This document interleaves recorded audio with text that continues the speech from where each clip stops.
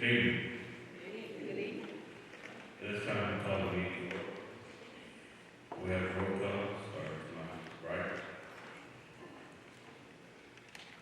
That's just right. But Phyllis Howard, Danielle Wilson, Brenda Randolph, Now, John Oxford, the status quo. Would everyone please join us for a brief moment of silence?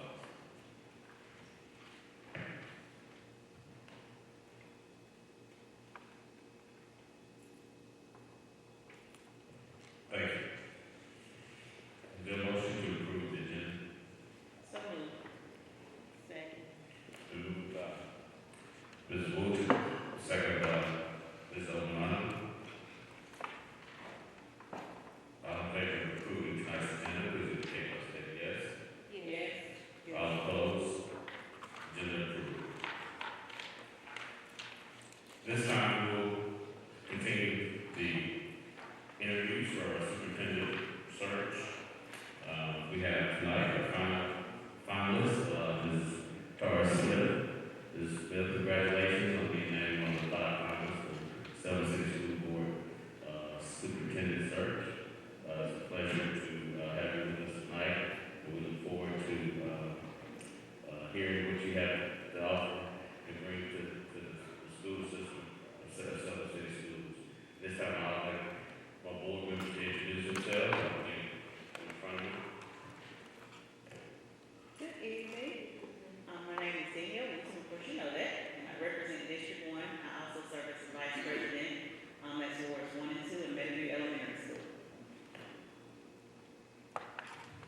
Ms. Smith, I'm Brenda Randolph, and I represent District 2. That includes Wards 4 and 5. And the schools in my area include Selma High, Payne, and Edgewood. Hello again. my name is Phyllis Hauser. I represent District 3. That includes wards 3 and 8.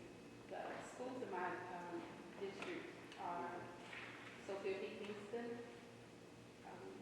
Saints Virtual Academy, Clark School. The newly built school is in the district, and the school you started at Third was also in my district. Hello again, Ms. Smith. I'm Tommy Miles. I represent District 4.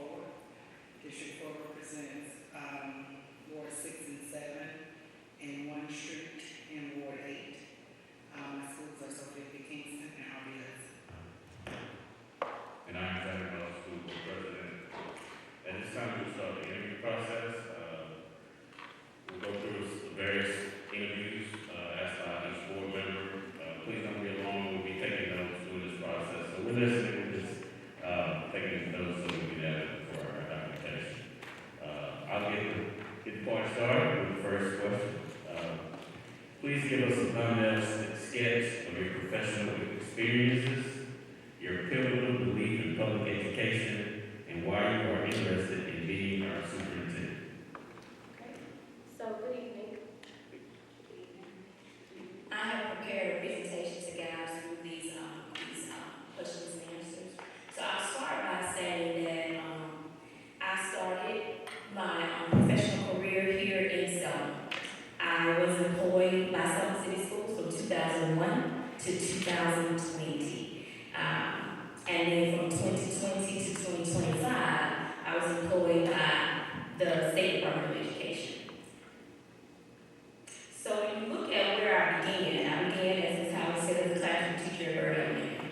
And I had extensive training back then. Teachers were trained. We went to 2-week summer camps, and we were trained in reading instruction, math instruction, and some of the programs I had the luxury of implementing was McGraw-Hill Language Exclamation Point, which was used to close the achievement gap, and Read Well.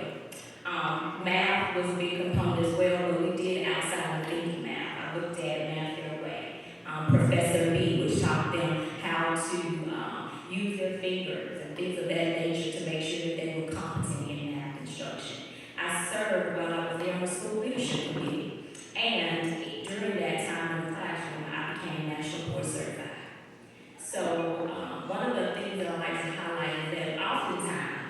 when we're in the classroom, we say, oh, class size, class size, class size. But my last year in the classroom, I was a first grade teacher, had 28 first graders. I had just given birth to my son. And I went out on maternity leave, came back, I was dedicated to my students. So during that time, I had the highest middle scores in the district. So class size doesn't matter. It's what you do when you're in the classroom that matters. Also, that was my time as a teacher. When you look at my career as an instructional leader, I left Byrd Elementary in 2020 and started at Payne Elementary. There, I take pride in knowing that we built a culture of teamwork. That was my most proud accomplishment. We had low teacher turnover, and there I also recertified in 2019 as a National Board Certified Teacher. Our school was recognized for outstanding academic achievement. No matter our location or what we were doing, the children there were thriving. When you look at the academic achievement that we were recognized for, you will see that when we started the first report card, we scored a 67. I was like, okay, my teachers are working hard, my students are more than capable, what do we need to do to improve? So we did the hard work, we looked at instruction, we visited what we needed to do in the classroom, we conducted classroom observations, my coach was in the classroom providing support to teachers, and we improved to a 77. Still not good enough for me because my children would not see. They were more than that. So we continued to work hard. We looked at what is it that we need to do more of. You know, our teachers were teaching. They were hardworking, they were dedicated, and they were in the classroom providing instruction. But then we started to look at the rigor in our instruction. Were the resources that we were using aligned to the assessment that students were taking? And that's when we looked at, hey, we need to use resources that have the same level of rigor that assessments provide. And you will see we went up to an 83B. ACAP was being administered. We had just done the pilot assessment, and this was going to be the year that the ACAP assessment, which was 2020. COVID happened, and we didn't get a chance to assess. I was heartbroken because I knew had we taken the assessment in 2020, we would have went to an A. I was more than sure. When you look at how we did it, you will see that our academic reading levels, each year we lowered the number of students we had performing in level 1. We increased our students that were close, and we moved our students toward proficiency. I'm not used to sitting down, I'm used to walking around and pointing at the screen. But you will see that on here, in reading, we doubled. And then in math, we also made the same gains. We were dedicated to making sure the level of instruction we provided in the classroom was that of the most, it was rigorous, and it was going to prepare our students for success. If you look down, and you all will get a chance to look at it, but if you have a chance to look at our report card data, I want to point out something very particular. And that is, not only were our general ed students thriving, but our special ed students were thriving as well. They were showing growth at the same level as our general education students. So we were moving all of our students, and that was very important to me. As an educational administrator, I took everything that I learned in the classroom and as a building level principal, and I applied it with the schools I was supporting at the State Department. I work for the Office of School Improvement, and I support districts and schools with their continuous improvement plan. I support Choctaw County my first year. I work with Dallas County, Linden, Ringo, Montgomery, Sumter, Tuscaloosa City, Wilcox. The schools I support, if you notice, are across the Black Belt. I lived, worked, and taught and was principal in Black Belt County. So I understood the dynamics of the schools that I was supporting. Now, I had some outliers like Tuscaloosa and Choctaw, but they were experiencing some of the same concerns that we were having in our schools, which allowed me to better support them. In supporting them, I found that professional development was key. Teacher support had to occur. We had building principals who were new and needed support. They needed also to have, because when you're a principal, usually you get the keys to your building and you're in there. When you're a teacher, it used to be, hey, we're going to support you now. It's, hey, here are your keys. This is what you teach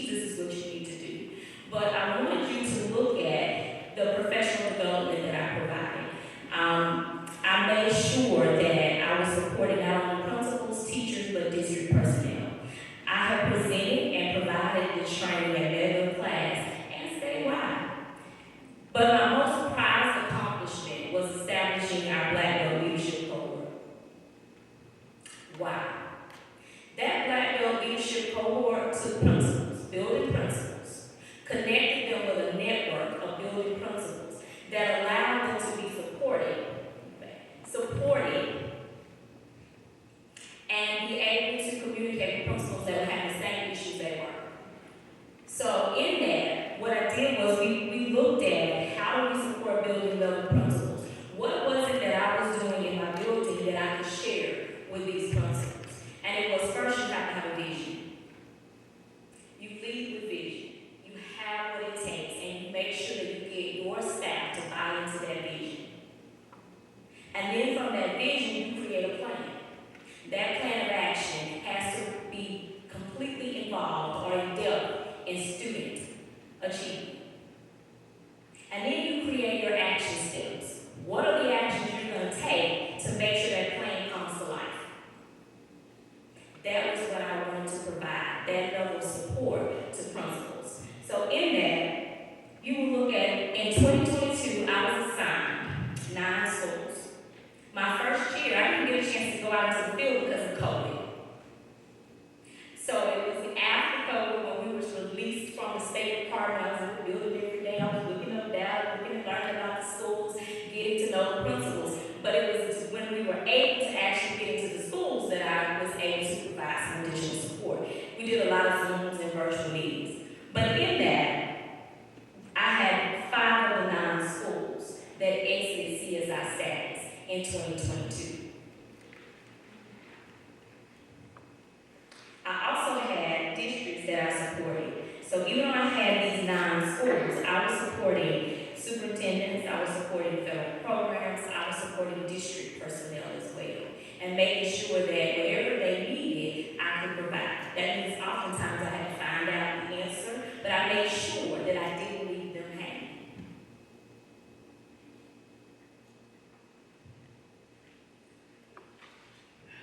I currently support 15 schools, but that's only because we were short-staffed and trying to make sure that we're filling positions. But in this, of the 15 that I currently support, 3 are assigned to me in Montgomery. Of the 3 that has been assigned to me from 2022 till now, I have had 2 of the 3 make the most improved schools list. 1 in 2024 and 1 in 2025. Now, yes, it may not be all because of me, but I do contribute some of the things that I've shared with them, the practices that I helped them implement in that success. They have teachers who work hard. The teachers did, the principals did the work, but I did help and guide them and provide some support in aiding them in that success. In Dallas County, I have 3 schools. One of the elementaries this year moved from 58 to 71. Awesome game. Would have made the top 25, but it was a 14-point cutoff. I have a middle school that I support and a high school who made most improvement in 2024. I have 3 schools in Sumter County which are under state intervention at this moment. 2 of them were K-8 schools. One of those schools also moved their school from a 51 to a 78. 58 to 71. 2 report card grades. I have 1 high school there. Principals work hard when they're supported and when you give them guidance. I enjoy sharing what I did and what I like to do with others. In my Black Belt cohort, in Dallas County, I had 4 schools and 6 administrators. Montgomery, 6 schools and 8 administrators. Greenville County, 1 school, 1 administrator. And in Sumter County, 1 school that participated the first year. We focus on turnaround leadership, talent development, instructional transformation, and culture and climate, because all of those things lead to school improvement. Of these schools, that principals that attended, all of these schools showed improvement on their report card.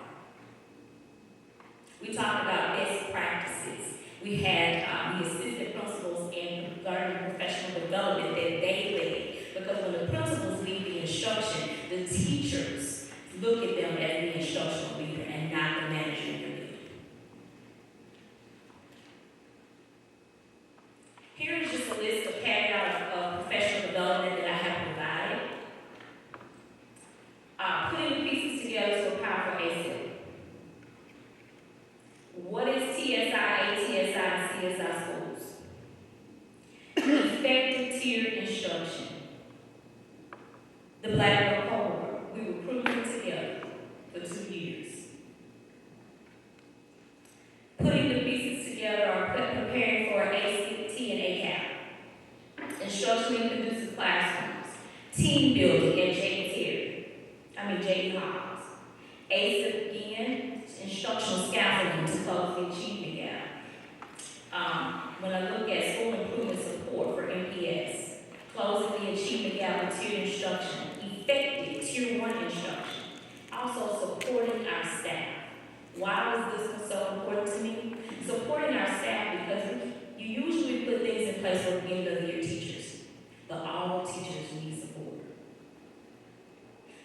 talked about how we could support teachers and recruit and retain and make sure they feel supported because we had so many leaving the field of education. We needed them, so we had to look at how we were supporting them, schools and district-wide. And then the last one, teaching for success.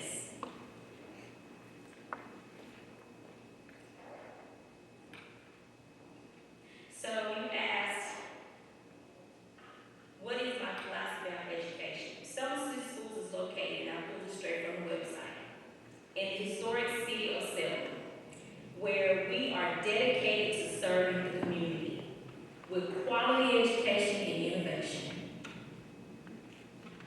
Our mission is to empower students with the tools they need to be successful in an ever-changing world. Quality education and innovation stood out to me. Because parents send their children to school. They send us the best that they have, and they entrust us to provide them with a quality education.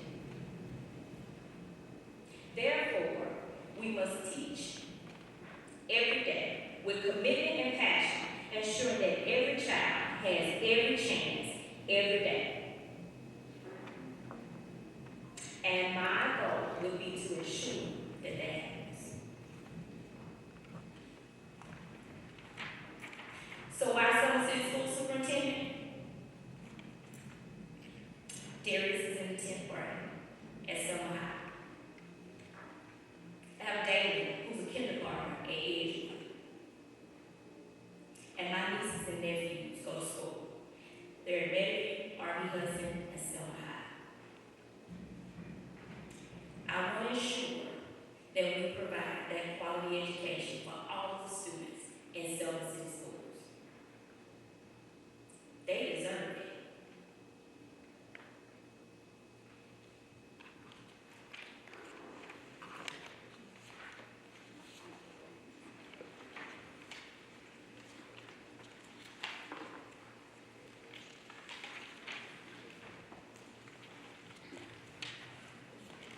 My first question deals with finances and budget. And that's important to any school system when it comes to daily operations and all the ins and outs of funding for a school system. And right now, we're dealing with a depletion of ESSA funds. So my question for you, and it has a lot of parts to it, but I would like for you to tell us about the last significant critical budgetary decision you made. What was the situation? What decision did you make and who did you involve? And just give us an analysis of or information that you used together or support your decision-making process.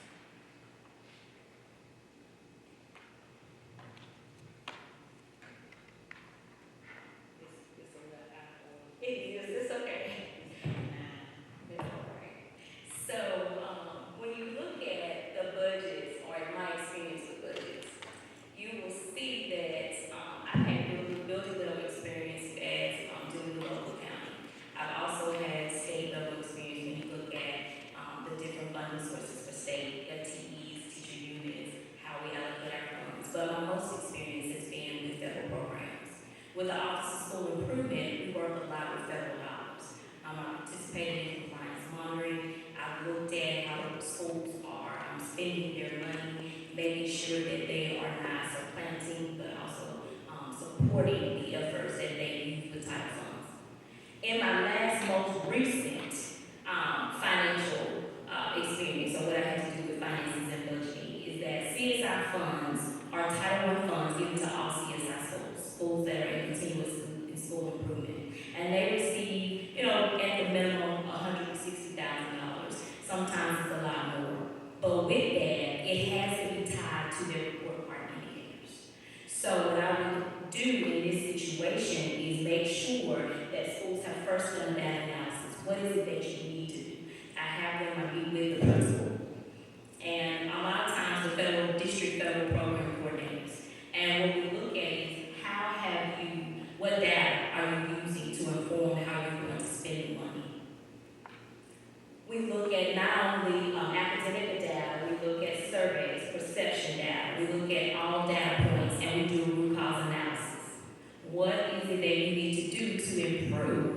your report card. That's focusing on student achievement, growth, chronic absenteeism, graduation rate, and CCR. And in that, we want to make sure that those funds align to what they need. So what we would look at is, once you've done your data analysis, then you would decide, okay, what are my goals? What is it that we want to accomplish? And from that, what are our action steps? And we put that in their ASIL. And they would identify how they were going to spend those funds based on those action steps. Now, this became one of the biggest challenges that I had with this, is that oftentimes schools don't look at that. They want to spend money on what they think they need. They want to buy the cutesy stuff, right? But in this case, they have to make sure that what they're spending their CSI funds on aligns to academic achievement, growth, graduation rate, and chronic absenteeism. We look at not just research-based, we look at evidence-based practices to make sure that what schools are doing has a proven success rate. So I would help them budget that money. In one instance, we had a school or district who, the school received CSI funds. However, they had spent all of their funds or their state allocated dollars.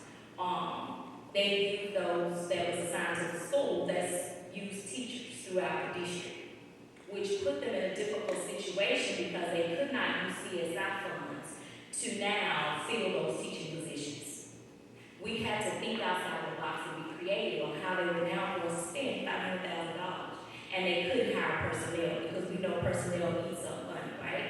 So now we had to think about how we were going to move forward to keep the district from losing that money. We don't want to send money back to the state if we can put it on students, right? So that's what we looked at. How are we going to make sure that the funds that were allocated were not sent back to the state, but used to support the students in the district? And we looked at what practices or what evidence-based purchases they could do to support the students.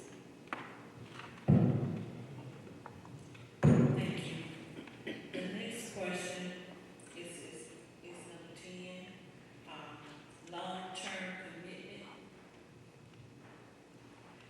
Now, as you are aware, we are constantly transitioning to different personnel, superintendents, all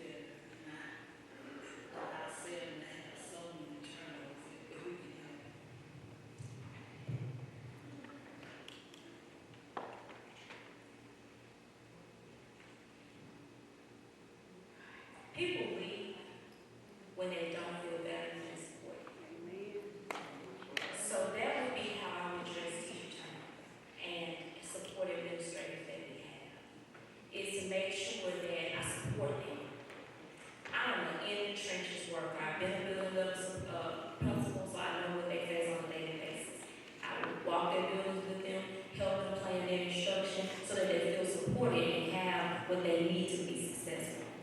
Teachers want to be supported. A lot of times when we give teachers, they're energetic, they're enthusiastic the first week of school, they're excited, and then they get in the classroom and they have to do classroom management, instruction, paperwork, lesson plans, grade books, and they feel overwhelmed. Providing them with professional development, making sure they're trained to use the resources that they have will allow them to feel successful in their jobs. So support is what I would do. I'm not afraid to teach a lesson. I was a principal, when a teacher was out, I would go in the classroom and teach that day. As a principal, I'm not afraid to deal with discipline or the things that they need. So I feel like how we keep our people in self is we support them. We make sure we notice that their successes. We recognize their accomplishments. We support them when they're struggling, and we make sure that they have what they need so that they won't stay. I have a follow-up to that. When you speak of teacher morale and coming in energetic and then kind of just getting burned out and feeling overwhelmed, what would be your plan as a superintendent to put structures in place systematically that not only just support teachers, but actually make the work easier, make it more efficient? So, I don't know that teaching that we can make it easy. I don't know that we can make it easy. But what I do know is that, and I have a slide for that, is that we have to make sure that we don't leave assumptions. Teachers have to know what you expect of them. So first thing I would do is make sure that they understood the expectation. Because a lot of times we make assumptions. We assume teachers know what we need them to do and they don't. So first is I would make sure that they knew the expectation. And then after they knew the expectation, through professional development, going over handbook, looking at job descriptions, knowing what their roles and responsibilities and duties would be, I would inspect what I would expect. But in that, I would also make sure that teachers feel that I've been appreciated, which means if they don't know how to plan a lesson, I would show them how to plan a lesson. And I have the experience to show them in a way that they don't feel overwhelmed. Because you can give them a lot, and they're like, oh, that's too much. Or you can show them exactly what they need to plan an effective lesson. The components of that, an instructional framework, where they know the steps of how to introduce a lesson, how to model a lesson, how to provide feedback and follow-up support. So I would be an in the trenches worker with them. So if they felt like they couldn't do it, I don't need them to say, throw your hands up, I'm ready to quit. I just need them to be able to say, I need help, and not be afraid to ask for it. Education is always ever changing, and demand is high. It's very high. You have lesson plans. Teachers don't need to clock in at 7:30 and leave at 3:30, even though that's their time, because they have to write lesson plans, do grades, check papers, they have parent meetings. The day never stops.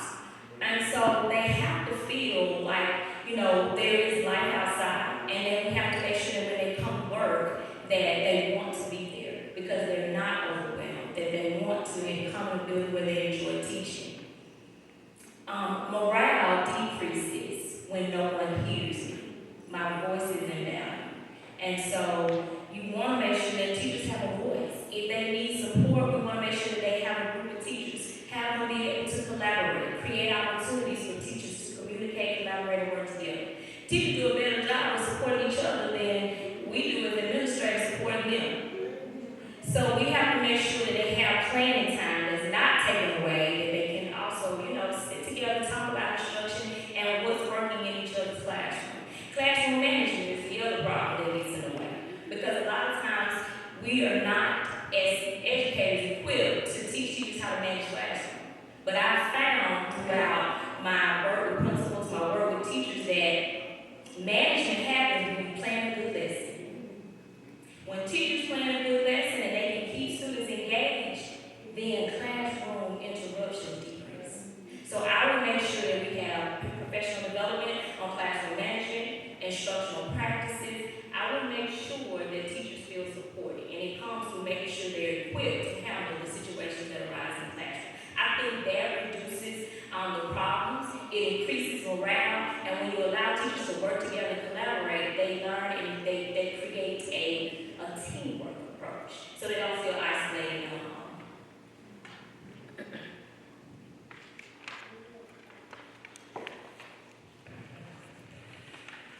As a new superintendent of the school system, what will be your actions for the first month, the first few months, and the first 6 months of your time in office?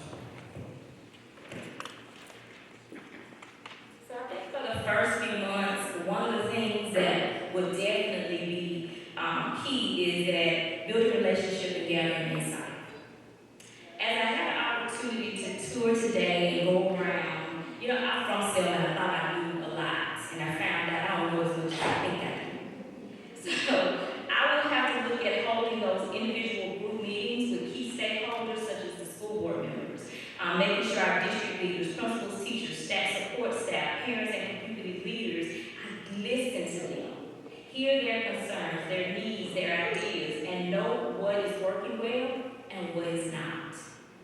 That would be one of my first things. I would conduct surveys and hold listening sessions with students and parents so that I understand the culture and climate and any gaps in engagement that I need to gauge. I was in Selma City Schools 5 years ago, and I noticed that what I saw then has changed from what I see now. I need to know why. These listening and conversations will help me gauge that. It will help me figure it out. With some things I think I have an idea about, but I still want to hear from the people who are here. So I would conduct those surveys, hold those listening sessions, review data. Data-driven is how I believe we make good decisions. I would look at how school culture and climate community feedback. And then I would establish trust and visibility. I would attend school meetings to make sure I'm visible in classrooms, visible in the community, and I demonstrate accessibility and approachability. I want people to be able to approach me with their problems, tell me what I need to address, and then me be able to handle those concerns. When you look at the next 3 to 4 months, again, teacher morale. Celebrate successes and begin to address those concerns, because if they tell me something and I don't address it, they feel like they haven't been heard. So I have to create a plan once I get the information to now implement a plan of action. I want to make sure that I support. Looking at academic achievement, I want to analyze the curriculum, because again, instruction is important. Look at those instructional practices and if necessary, begin to developing a plan to improve. Now I know that Selma City School has made improvement. I saw the report card. I know that they came up. So we want to continue on that trajectory. And remember, you always have to inspect what you expect and reflect upon those things that are working and those things that need improvement. So I would definitely be doing that within the first 3 to 4 months. And then in the last 5 to 6 months, or in there 5 to 6 months, you will see that teacher morale is still at the top of the list. Continue to show visible support. Be in the buildings, in the classrooms, walk the halls. So if there's something that I need to hear, I can. I want to support, recognize those teachers that are working hard, ensure there's a balanced workload, because everybody has a life outside school. I just told you I have 2 kids, 1 in college. So I have 3 kids, 2 in the school system, to make sure I make that clear. And I want to go home too. So I have to make sure that I balance the workload. We don't want to stress people out, but we do want to make sure that they are supported and they get the job done. I don't make excuses, because we all have to make sure we're working. But I do want to make sure they have a life outside school. So we want to support them in getting their job done. Academic achievement, I want to implement those target programs and initiatives designed to address the achievement gap, make sure our resources are aligned, and provide teachers with tools and trainings to support their efforts. Make sure we look at strengthening collaboration and teamwork, schools and departments, ensuring all stakeholders work toward a common goal. When we have a shared vision and we're all working toward the same goal, we get things done. That would be the goal. I also want to make sure that we align our resources. I had an opportunity to talk to Ms. Harris today, and we're in good standing, but I want to make sure we stay that way, because as you said, ESSER dollars are leaving. They're going to be gone. So we want to make sure that those positions and supports that ESSER funds we used to pay for, we can sustain them. So that would definitely be part of the conversation that we would have. And then I want to make sure that the stakeholders feel heard and facilitate that ongoing professional development and ensuring and sharing best practices.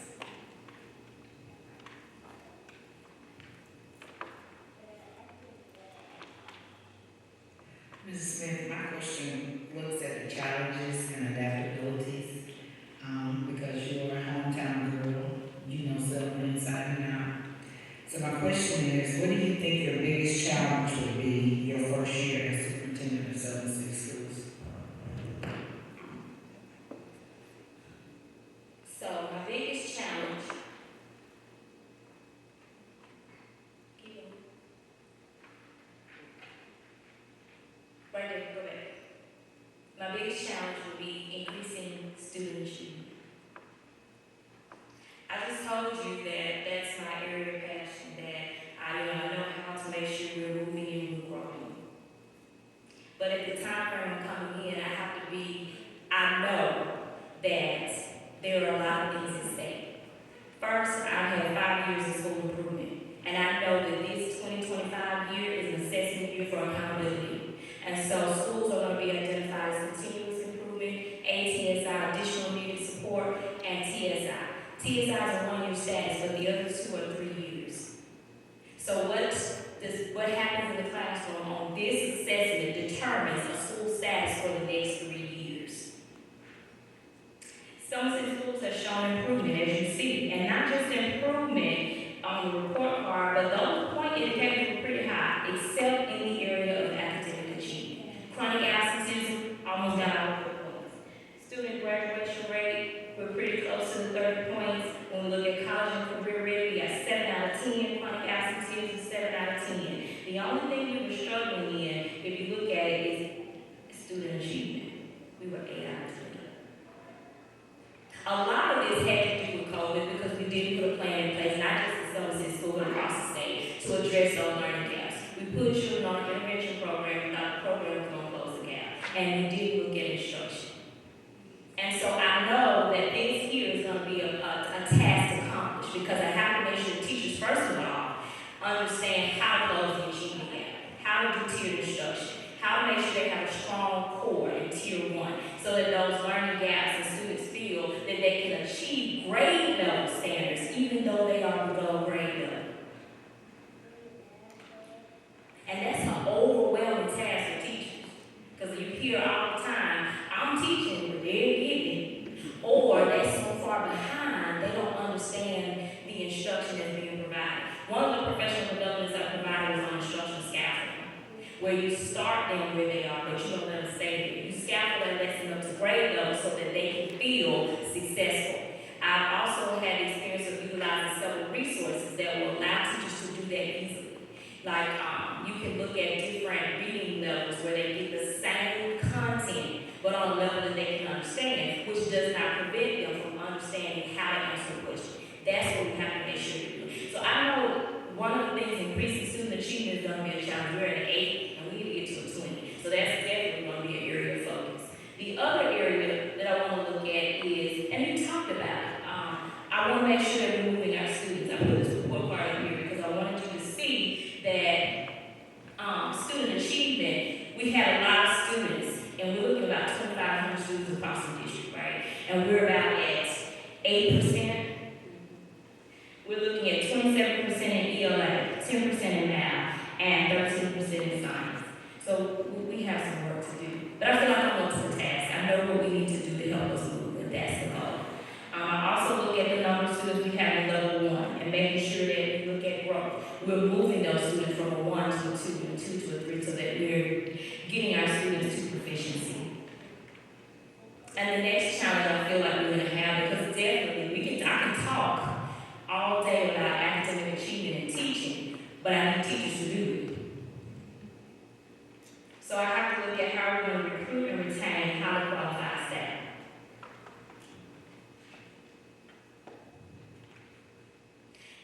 Recruiting is difficult because there's no one out there to recruit. There is no one going into the field of education. So when you have colleges that are graduating 5 students and before they walk across the stage, they already have jobs, it's difficult. This is what I see as I go from district to district in the state. And teachers are in high demand. So even teachers that are not performing well, who have a job here, if you let them go, the next day they have a new job. Somebody in their district is going to hire them. But my goal is to make sure we recruit and retain the best. Now here's what I found about Selma. Selma is a community of educators. We have retired teachers living in our neighborhoods. They're next door. They're down the street. We have several of them, all of them, who we need to be looking at how do we get them back in our school system to support our teachers that are not certified. That would be my goal. That would be how I would plan to make sure that we're recruiting and retaining people who've done the job, know what they're doing. You can be a side-by-side coach part-time to a struggling teacher.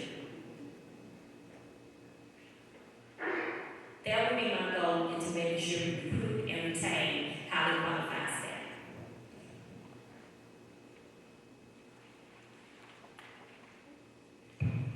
Thank you.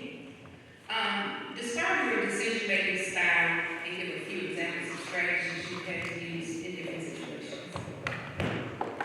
So, people that know me, sometimes, you don't know me, think, oh, who is this little girl right here? Think she's gonna come in and tell us what to do. Or you may say, she look like, okay, we can do this. But if you know anything about me, you know that I'm student focused, I'm data driven, and I'm big picture oriented. You have to know what is your expectation. Why are you doing what you're doing? Every decision I make is not about, small things. It's about the big picture. What's the goal? And so when I think about why I do what I do, sometimes, and I know being from Selma and being from the community, people are going to think that, oh, she's got relatives, she's got friends, she's going to do this, and she's going to do. I don't scratch bags. And I don't do favors. I don't hire my friends if my friends are not qualified for the job. Anybody that I work with has to be able to produce what is needed for students. If your dad says you need support, I need to provide you with support. If your dad says that my students are not improving, I need to make sure discuss why they are not improving. I want to make sure that the big picture. Our students graduate from Selma High, college, and career ready, and that starts in kindergarten. Every decision that I make is about what's in the best interest for students. That's my goal. If it ain't about students, then it's not about business. One of the things I know that I'm a valuable person. I know that's not a good thing all the time. But I am a valuable person. I want people to do what they are expected to do. I'm going to do it, and I'm going to hold everybody else to that same level of expectation. I'm not afraid of making people upset when it comes to students. So that's my decisions. I'm going to make decisions based on what's best for kids and the kids in this community. Because these are the kids that are going to be working for us. When I'm older, these are the kids that are going to be at the banks. These are our students that are going to be active, productive citizens in our communities. And we want to make sure that what we provide for them has prepared them for the real world, has prepared them for life. And that's my goal. Every decision I make, I want to look back and say I did it because it was in the best interest of kids. Not that it made people happy. I can't be a people pleaser, and I don't mind not being a people pleaser. I just look at how do I make sure that what we're doing improves student achievement. Because my son needs to graduate and go to college, and when he does, he needs to be prepared. One instance, and I say this because my daughter, when she left, she graduated top 4 of her class. She got to the University of Alabama, and chemistry kicks her butt.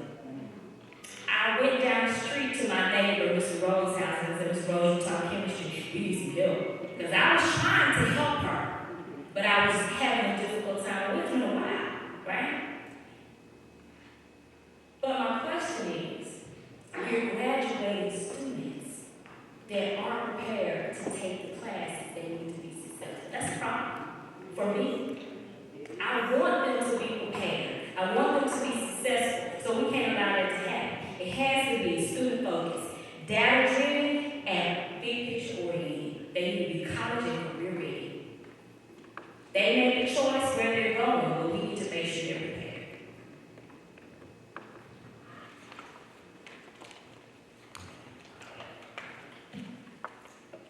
My next question talks about community engagement. What are your ideas about engaging families who are inexperienced in participating in the educational process, or those parents or families growing up, they just didn't have a good educational experience, so they don't value education? And how would you support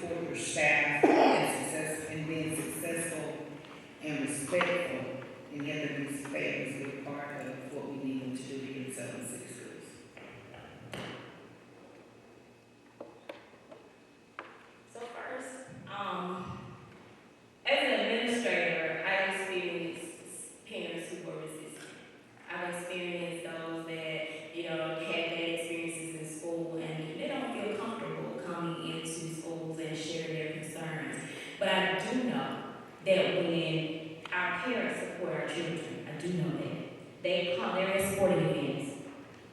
They're in there watching their children. The children have an assembly program, choir performance, anything, any academic extras, they're there.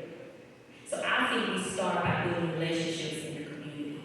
Having teachers lead extracurricular activities will allow them to partner or become visible or accessible to parents, and it won't allow them to be standoffish. So when you look at how, like, for example, tomorrow night, basketball game, we have Southern High Southside rivalry game. The gym is going to be packed with parents and people in the community.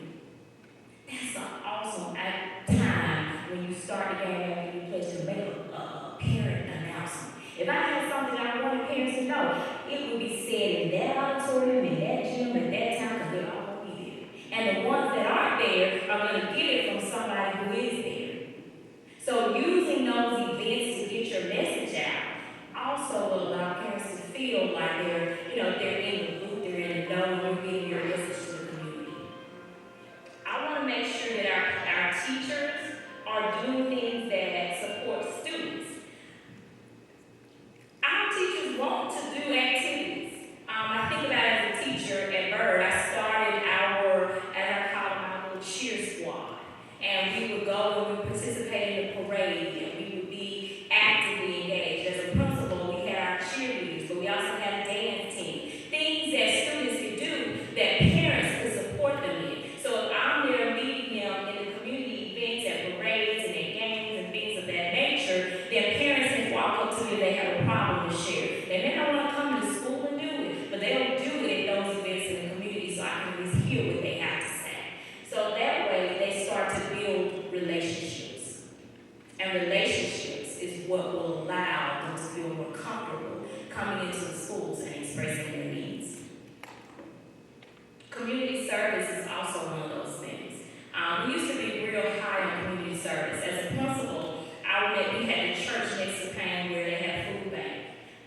They would deliver food. I can't remember, it was on Wednesday. But what we did when we did our canned food drive, we made sure that we took those canned foods that we collected to the food bank next to the school. Because that was the same church that was giving out to the parents in that community. And so as students participate in community service, those adults that were there also built relationships with our students.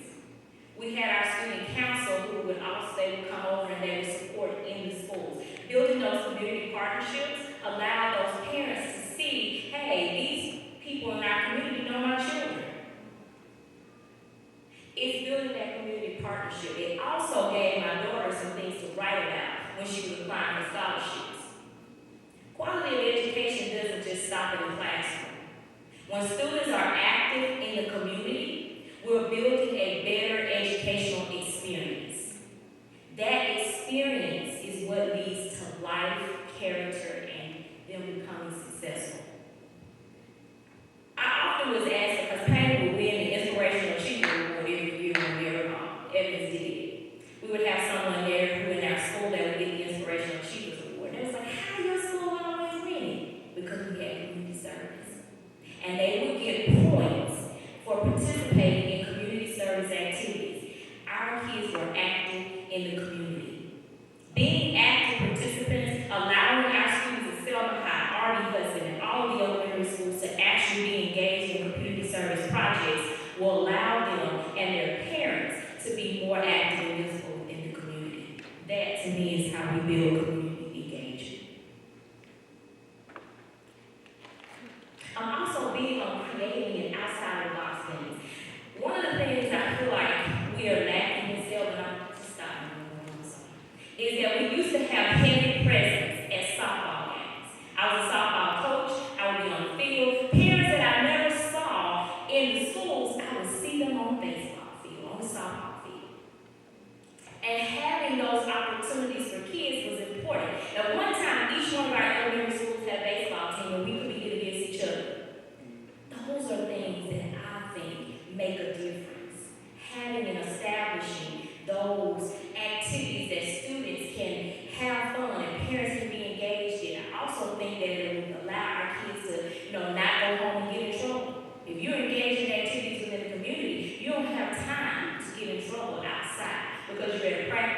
you're having games, you're doing things that can decrease the crime and things that are happening in our community, creating opportunities for kids to be involved in communities.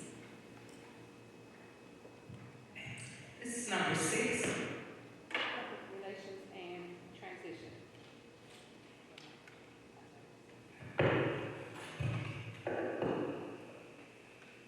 As a newly hired superintendent, you would want to make the transition as smooth as possible for everyone. How would you help the educational community and the community adjust to your superintendent government style? So first, I believe that you have to be visible. Be visible and meet with education staff. Have that constant communication.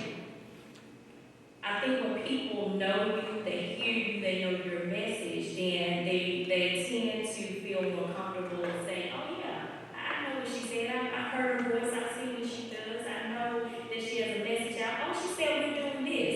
So it's sending out communications, newsletters, emails, social media updates, making sure that parents, students, and the community are informed, that they know the vision that I have for students, that they understand that, you know, in some city schools, these are the things that will be happening, these important dates. All of those things, I think, makes for a smooth transition. Not just because, you know, oh, we know her. Some people may not, so I can't take that for granted. I have to make sure that they not only know, but they know the vision I have for some city schools. What the expectation is for students, parents, and teachers as we, you know, make this transition to what will be that new leadership. But I want to make sure, again, communication is key. I would over-communicate with everybody.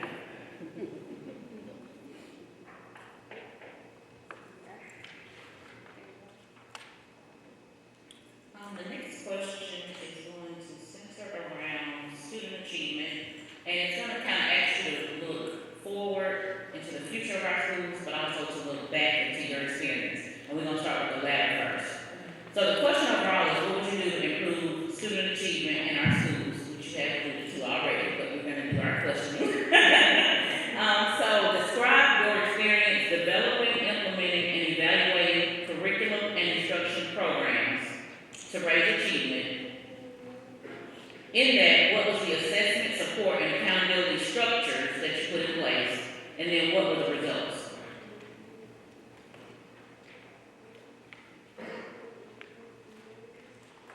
Alright, so evaluating curriculum. I shared with you about my experience at Payne when I knew my teachers were working hard, but we weren't getting the results that we needed. We were teachers were teaching. I was in the classroom conducting observations. I knew that they were not sitting down and instruction wasn't taking place. They were actually in there teaching their hearts out. However, when we looked at what we were teaching, the actual resources that we were using, we saw that that made a difference. When you look at curriculum, I want to make sure it's aligned to bring those standards. I want to make sure textbook companies write textbooks for every state in the United States. So they're going to sell a product. But we want to make sure we're teaching the outdoor course of study, because that's what the assessment is aligned to. So we look at, first, what are the resources we're using? And then I have to find those resources that are aligned to standards and provide rigor. The resources I found are the ones that the State Department push out. When you look at those ACAP instructional supports, proficiency scales, they include links to lesson plans, activities that are all aligned to the standard. Those are the resources that we need to be using. So yes, we use textbooks, but we use them to make sure they're just support. They're that extra practice. We're actually using resources that are aligned to state standards. Now that's easy for elementary because they have ACAP, middle school has ACAP. What do we do about high school? ACT does the same thing. It has an aligned curriculum and a crosswalk to the Alabama course of study. So we look at how are we making sure that our high school students are prepared for the ACT and make sure that their teachers are teaching standards. These are the resources that I would provide professional development on to make sure teachers know how to use them. I would make sure then I would hold them accountable when I'm looking at lesson plans, making sure principals are shaping lesson plans. That these lesson plans are aligned to the resources that are going to be teaching our students standards. And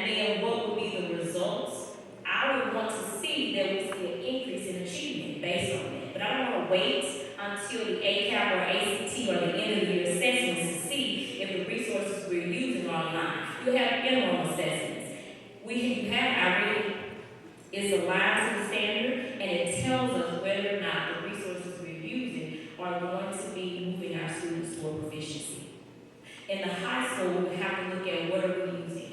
We're looking at, is there an ACT prep?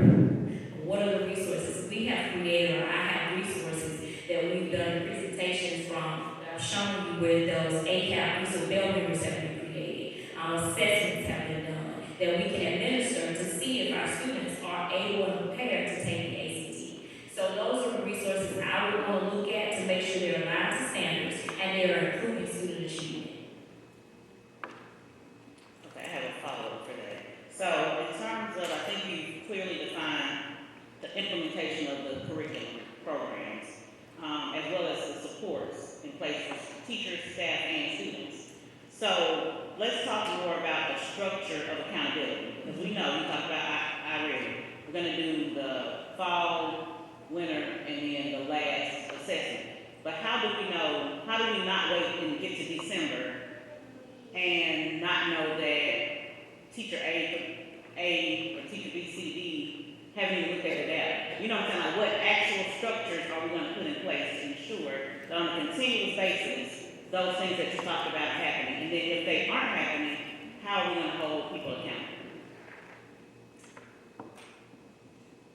In that 30, 60, 90, 6-month plan, one of the things that you saw I kept repeating was I was going to be visible in the buildings. I was going to be conducting observations. I was going to make sure that I'm in classrooms. But not just me, principals have to do the same thing. When I'm out there, principals have to go in, observe, provide feedback, and I have to make sure that I check to see that they're doing it. One of the things that I think is most important is that leadership has to have a consistent basis of looking at instruction, right?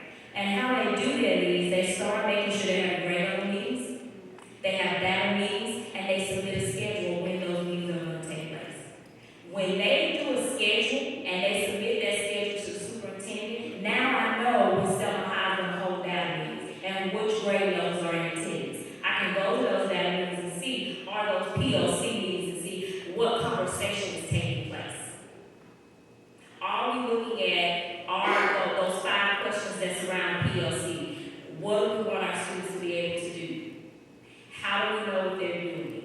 What do we do if they're not? How do we extend and provide remediation?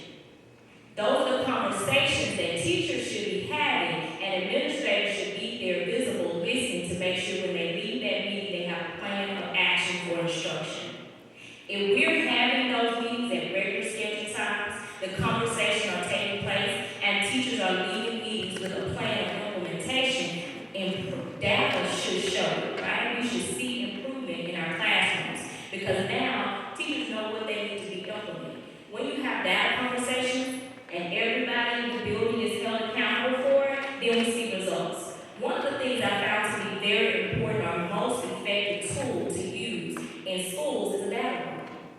When you have teachers and they go in and you have student data posted, yes, some of that is fine. We can't put full first name and last name. We have to make sure we use the first initial and all of those things. But when teachers go in and you're talking about data and they're looking at where students score, when they're looking at this student, it needs these things to credential on work keys and they can see, and then you start saying, okay, ACT on that last assessment, what skill did you work with this student on? Let's go see and move kids, allowing teachers to do that, then we can see the results. Holding people accountable starts with building leadership first, because they're the ones that are going to make sure those meetings are scheduled and they happen. And then I have to inspect what I expect. I have to make sure the principals do, and then I'm visible and checking in and supporting where necessary. When we look at teachers and what they're doing, one thing I like to look at is performance data. And I look at performance data, not always looking at the academic data, because when teachers are trying and you give them feedback, they improve in their craft. So how I would look at accountability would be, I would look at where teachers and how they perform in the classroom. I would this, because if principals are in the classroom and they're doing data meetings, they should be able to answer these questions, right? They should be able to group their teachers. What are those teachers that are low skill, low will? Because if I'm low skill and low will, I'm not adding much. I'm not willing to improve. But if I have low skill and high will, I'm trainable. I can support you and we can increase that classroom proficiency. So I want to ask them what teachers, I want to ask administrators so that I know that administrators know their people. I want to know who are those teachers that are high skill but low will. They embody what it takes to be successful. They're just not showing me in the classroom. And then I want to have those conversations about how do I help you? How do I help you? What is it that we need to do? Are you overwhelmed? What is it that's causing you to have a high skill but the unwillingness to show that in the classroom? And then next, I want to know high skill, high will. I want to establish or acknowledge our rock stars, and we have some that are doing it every day.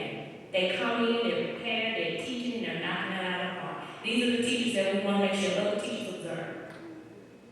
And then those teachers that are natural leaders, let them move them toward leadership. So when I look at accountability, you have to establish expectation. You have to look at inspect, but hold people accountable by making sure they know and have done what you asked them to do. And if they haven't, then my next step would be to make sure they do.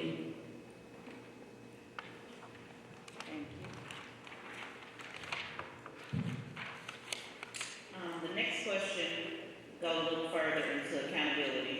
How have you held your staff members accountable for student achievement while also balancing the demands on teachers that you alluded to earlier? But we're going to ask for a little more depth. What strategies have you implemented to measure the staff performance outside of test scores? How were those strategies shared to staff, and what was the reception that you received from staff? And if you had any obstacles, how did you overcome those obstacles?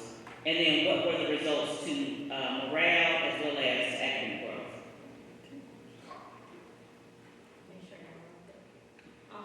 When you look at accountability and how I hold people accountable for making sure they're doing what they're supposed to do in the classrooms, I have to have difficult conversations. When I'm looking at your data and I don't see improvement, I can't let it continue. We have to talk about it. So difficult conversations are necessary. Holding people accountable starts with make sure you acknowledge first what you see.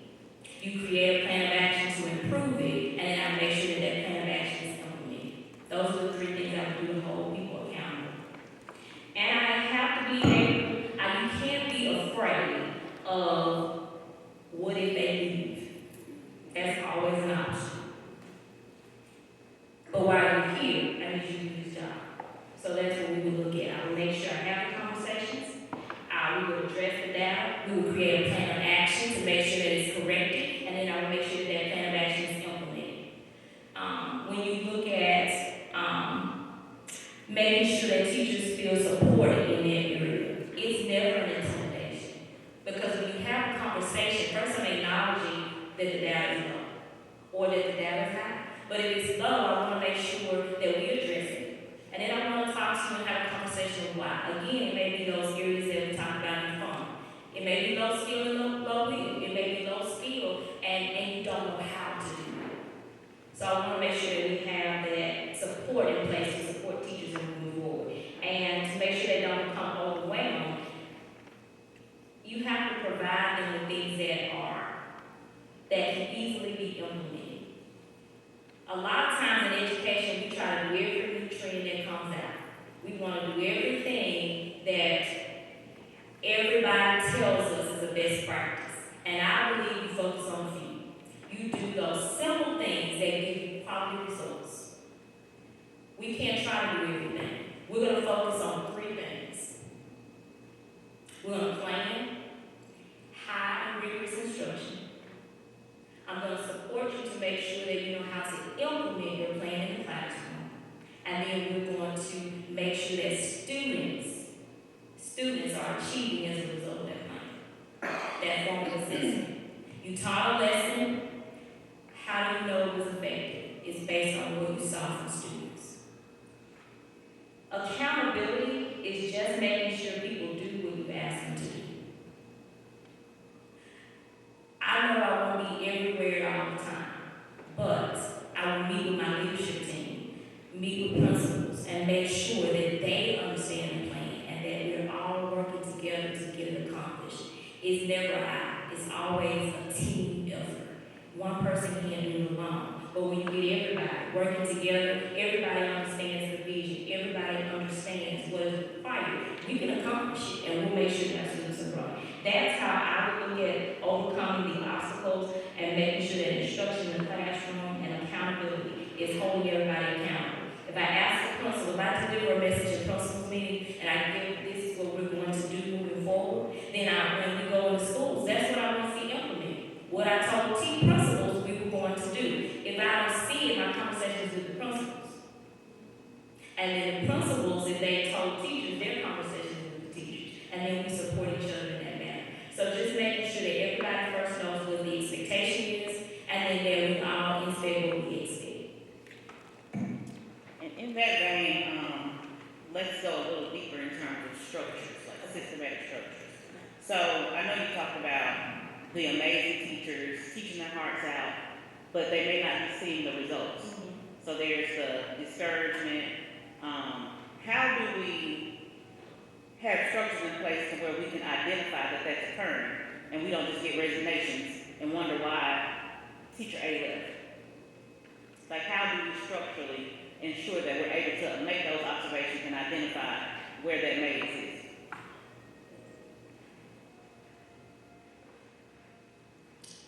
To make sure that teachers or teacher A who's over here having a difficult time teaching her heart out and not seeing results, that should be addressed in making sure first we have scheduled down meetings. And that when they have those conversations, we know that this teacher's providing all of it. So the principals in a data meeting or POC, when teachers are talking about instruction and this teacher's expressing my concern of, I've done this assessment, I'm not seeing the results, then there should be a plan of action that takes place following it. So how do I make sure that's done is I'm going to make sure that, again, I can schedule when your POCs are. So I can come in and be a part of that conversation. I'm looking to see, is the principal in there? I'm listening to see that the teachers are talking about data and instruction and then supporting them with that when it doesn't happen. So I have to make sure first I hold principals accountable, and then principals are holding their teachers accountable, but also supporting them and making sure that conversation happens. So when you say structures, I think structures start from the top down. It starts with first inspecting, which is if I ask for a schedule, that's my structure to make sure first you schedule POCs, you schedule data meetings. I know when they're being held, and then I can pop in and do it. If I never go to a data meeting, then you start to expect that I will come.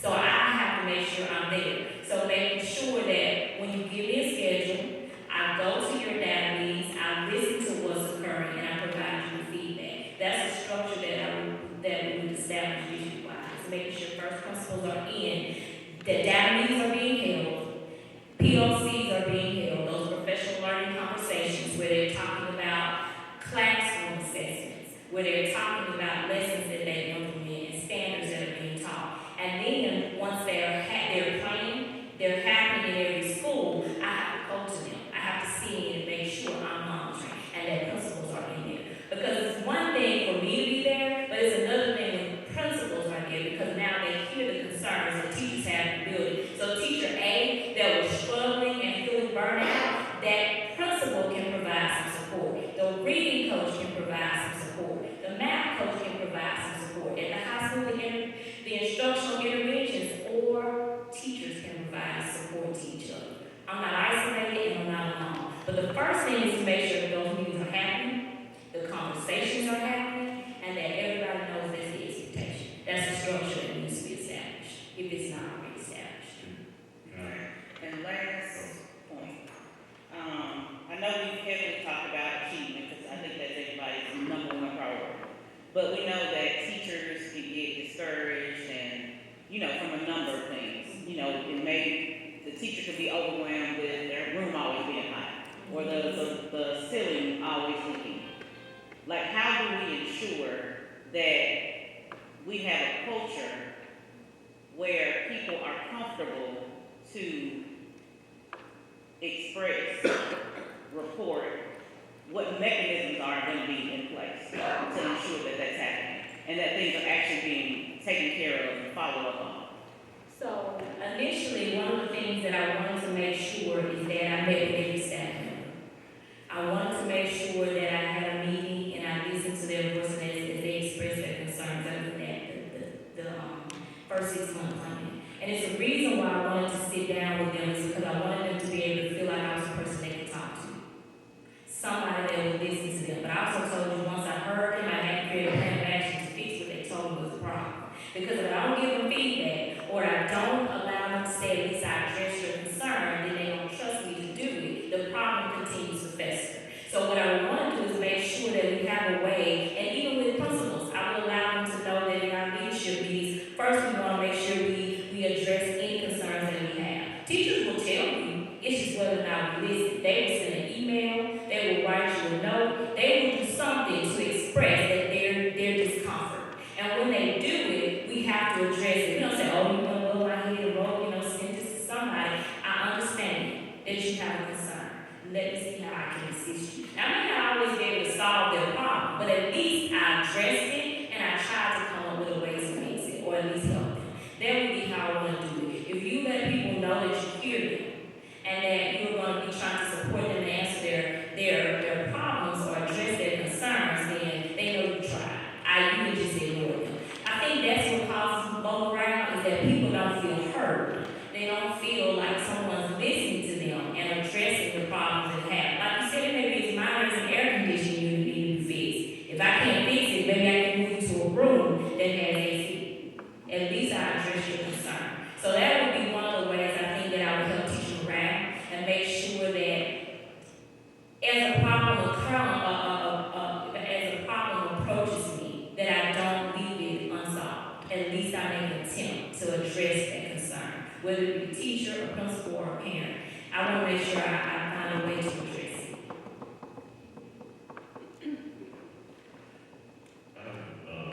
Maybe a follow-up question. In your organization structure, who would the principals report to? The superintendent, I'm sorry. I didn't give you a chance to finish. That's all I'm getting. So in an organizational structure, and I work with, I said, many districts across the state. In some of the larger districts, I have seen where principals report to their elementary director or their secondary director in our larger districts. When we're talking about our smaller districts, the principals report to the superintendent. Here's why I feel that it is important. First, if you call me, I won't be able to answer your question and I have to go to somebody else to get the answer. Usually the problems that occur in schools. And that way the principal can pick up the phone and call me and say, hey, this is the problem I'm having. I'm going to know. If you tell it to somebody else, I have no clue. Principals need to report to the superintendent. That's just the way I see it.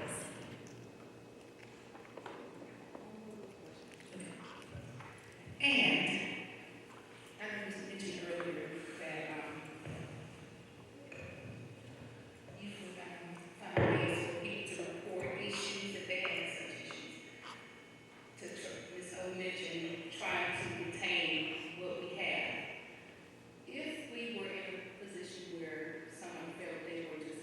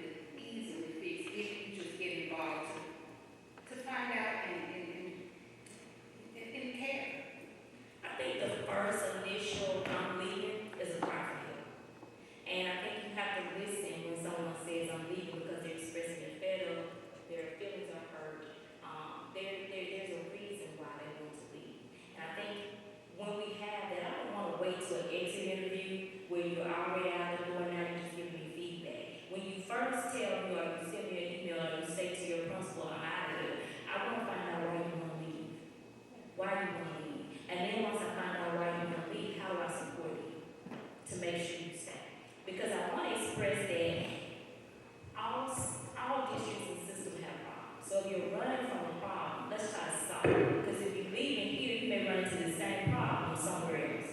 That's not the key. I don't want you to leave. I want to make sure you can support you and stay. Because a lot of we need to keep what we have. If the principal went through the trouble to say this, we interviewed, this is the person I want in my building. It's a reason why they recognize them to want them to teach. And once they're there and we've invested professional development, we're trying to support. We need to do what we can to keep them. We need to do what we can to keep them. It's a shortage.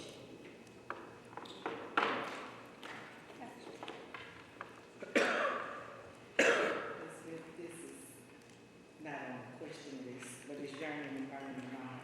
Yes, ma'am. So we're in Selma, we worked in Selma for 19 years, whatever, before we left us.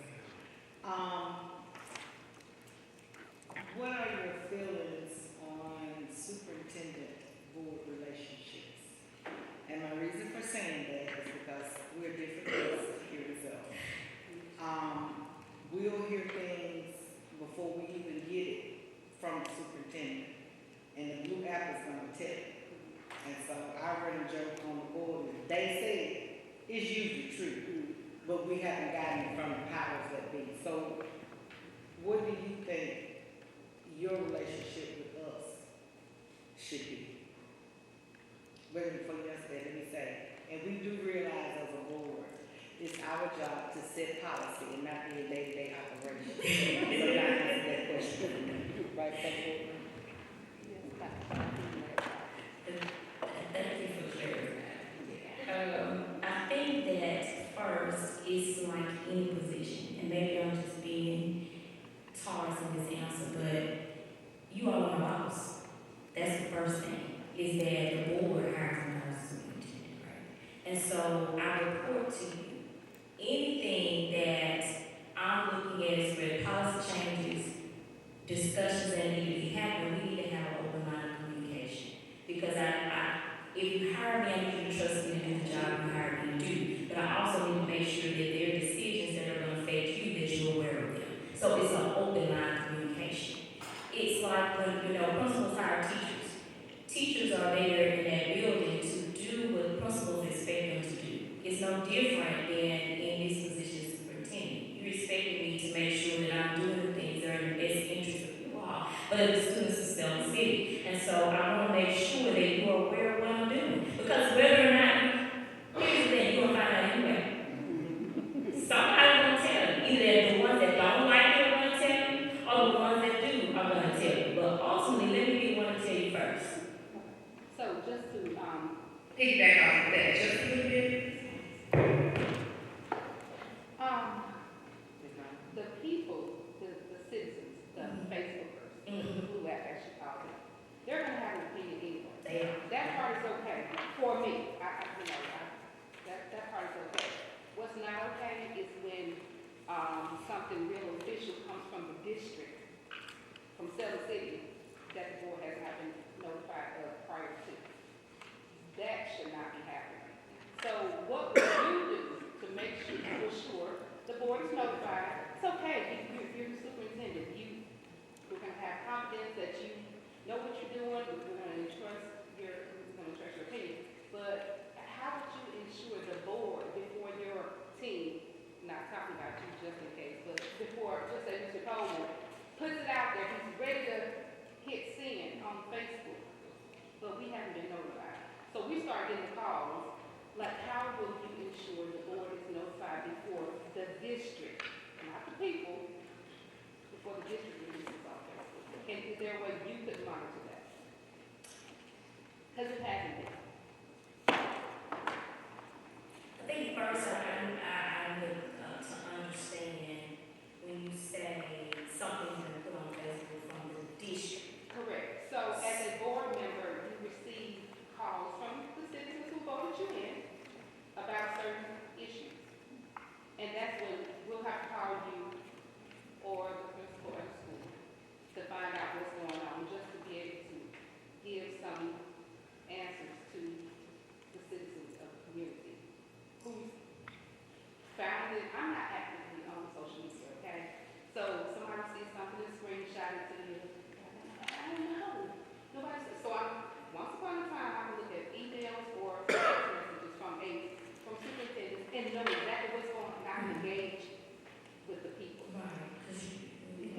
was informed. But you can, I can give you a prime example. please.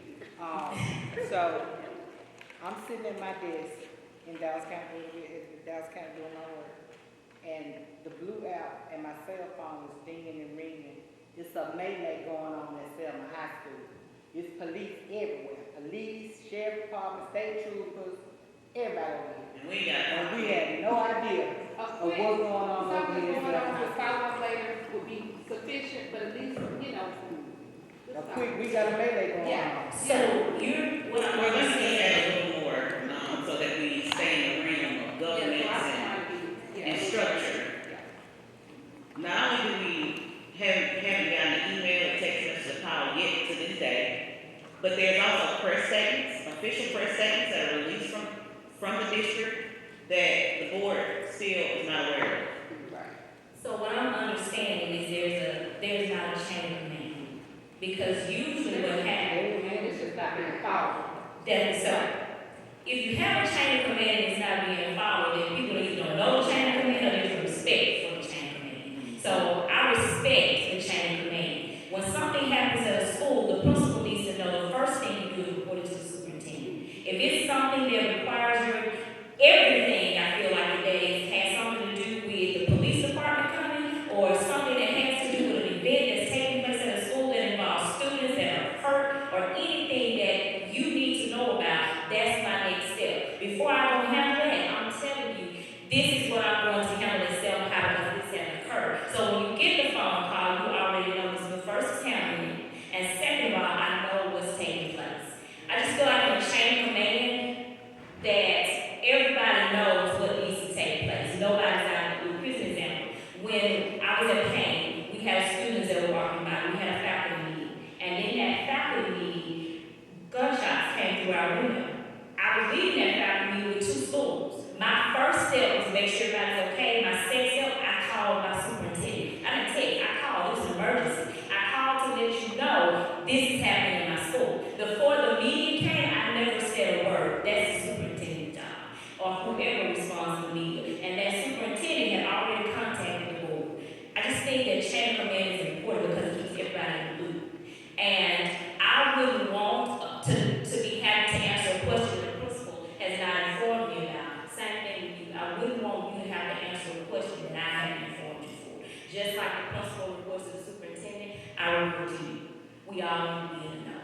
I think that's just a chain of command, and everybody has to understand the expectation. When it's clear, and there is no, I'm gonna handle it, or it's gonna make it social media, then there's a problem, and we need to address it. But I wanna make sure that, again, principal reports to me and I report to you. Okay, we can go on all night, but, at some point, we have to conclude this interview.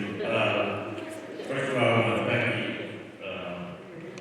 Mrs. Smith, for very, extensive and great, program, not program, I'm sorry. Please, everyone, please excuse me, I'm a little under the weather this week, so just, I'm on medications, but we want to really thank you for a thorough presentation. Do you have any questions for the board at this time?